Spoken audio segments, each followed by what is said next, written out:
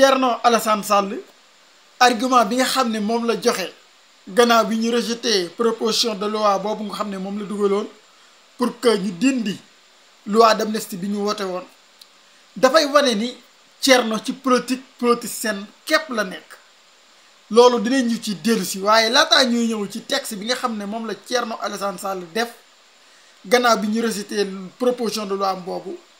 dañuy ñëw ci li assemblée wax ne moo tax ñu rejeté proposition de loi bu Thierno Alassane Sall boobu. assemblée nationale daf ñu xamal ne bépp député bi nga xam ne da ngay dugal proposition de loi te proposition de loi boobu bu fekkente ne appliqué nañ ko jàllale nañ ko voté nañ ko dafay laaj xaalis yow miy dugal proposition de loi bi dangaa war a waxaale xaalis boobu noonu fan lañ ko war a mën a jële ci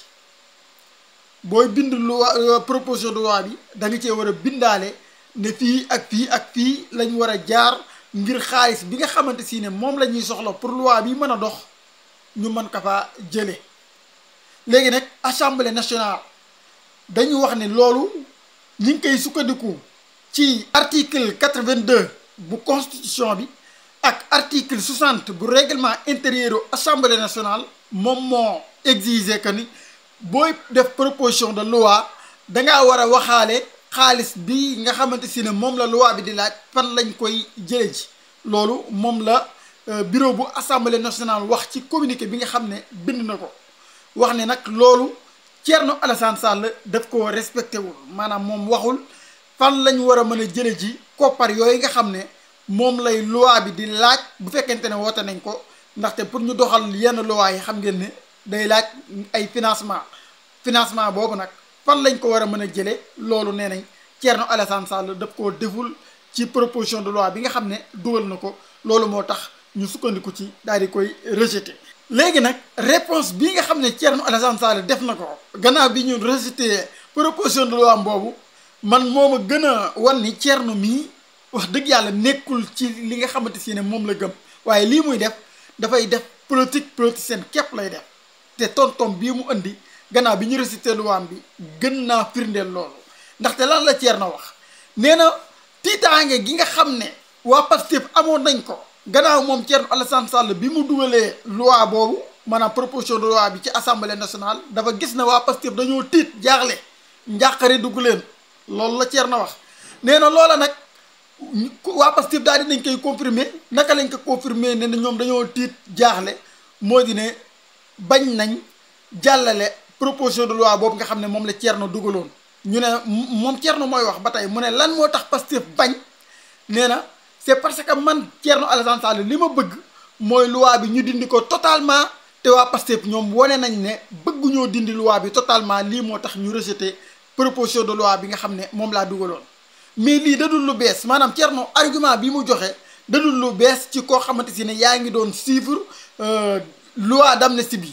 avant ñu koy wote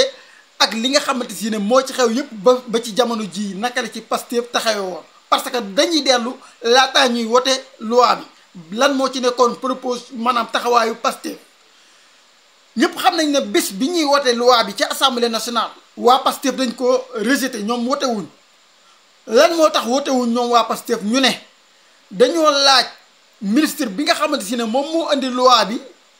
te loolu bañ koy def ci kanamu Sénégal yëpp lañ ko defee télé ñëpp di seetaan ñu laaj ministre de la justice boobu jamono muy Aïssata Tall Sall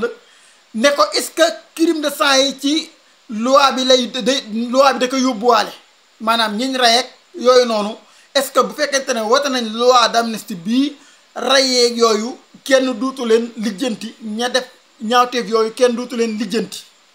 Aïssata Tall Sall tontu wax ne waaw loi bii bu fekkente ne wote nañ ko mbooleem kuñ ci reyoon duutuñu lijjanti kan moo la rey lépp lu ci xewoon duutuñu lijjanti kan moo ko defoonati ñoom waa Pastef daal di ne kon ñun gannaaw kuñ ci reyoon ak yooyu noonu dañ koy dugal ci loi bi ñun kon duñu ko wote ndaxte ñun liñ bëgg moo di ne ñooñu nga xam ne jàpp nañ ne dañ leen a rey ci ak tooñ ñu xool ñan ñoo leen rey ñu topp leen kon loi bii nga xamante ne yow Aïssata Tall Sall andi nga ko ñun duñu ko wote bu fekkonte ne génne nga ci li nga xam ne nag jàpp nañ ne dañoo rey ay nit te ñu war leen a mën a topp ëllëg bu boobaa ñun waa Pastef danañ ko wote waaye boo ci dugalee ñooñu duñ ko wote kon loolu leeroon na ne waa Pastef ñoom wane woon nañ ne loi bi du lépp lañ rejeté mais dafa am luñ ci rejeté du lépp lañ bañ mais dafa am luñ ci bañ loolu leer na ca début ba laataa ñuy wote loi bi kon bañ wotee loi bi itam bi ñuy wax ne ñoom waa Pastef danañ ci dellu si waxuñu fenn ne dañ ci dellu si totalement li ñu wax moo di ne danañ xoolaat loi bi topp ci ñi nga xam ne ñoom lañ war a topp maanaam ñi jàpp ne dañoo def ay crime ñooñu loi bi ñun danañ ko xoolaat defaraat ko ba nga xamante si ne ñi ci dugaloon te ñun ñu jàpp ne waruñ leen cee dugal ñu génne leen ci loolu naka jekk ñëpp xam nañ ne lii moo nekkoon taxawaayu Pastef moo nekkoon proposition wu Pastef kon tey Thierno Alassane Sall bu ñëwee ba ci fin bi ci ab loi boo xam ne da ko dugaloon ci assemblée nationale ñëw ba ci fin bi di ñu wax ne lii la Pastef wax ni ne moom la bëgg ci loi bi moo tax mu rejeté sama proposition dañuy wax ne xanaa Thierno daawul woon suivre actualité bu dee moom mi ngi door a xam ne lii mooy maanaam mooy taxawaayu Pastef ci loi d'amnistie bi xanaa Thierno kon daawul suivre actualité te pourtant Thierno ba ñuy voté loi bi moo nga fa woon je crois que moo nga fa woon ndaxte moom Thierno Alassane Sall nekkoon na député ci assemblée bee ñu génn je crois que ba ñuy voté loi bi moo nga fa woon ba waa Pastef di taxaw di wax ministre de la justice Aïssata Tall Sall nekkoon ndax li nga xamante si ne mooy crime de sang yi ci la bokk Aïssata ne leen ci la bokk ñu ne ko kon ñun duñ ko wootee bu dee crime de sang yi ci la bokk booba Thierno nga fi woon boobu Sénégal yëpp ñoo ngi seetaan ñoo koy gis léegi nag waa Pastef li ñu wax leer na ñun danañ dugal proposition de loi pour que ñooñu nga xamante si ne ñun jàppoon nañ ne waruñ leen a boole ci loi bi te ñu boole leen ci ñu génne leen ci lii kay lii nekkul lu nëbb di nekkul lu nëbb lu ne fàng la kon tey naka la ko Thierno Alassane Sall mën a utiliser comme argument pour di wax ne lii moo tax moom waa Pastef rejeté loi lii man waxoon naa ko barki démb bi may def vidéo nee woon naa ko bi mu waxee ne waa Pastef dañoo bëgg a jaar ci suuf pour dugal ab loi proposition de loi ngir bañ a jël loi bi nee woon naa ko waa Pastef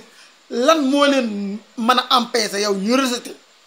sa proposition de loi bi daal di dugal seen loi bopp parce que yow li nga yow déjà wane nga ne li nga bëgg ak li waa Pastef bëgg bokkul yow wane nga ko déjà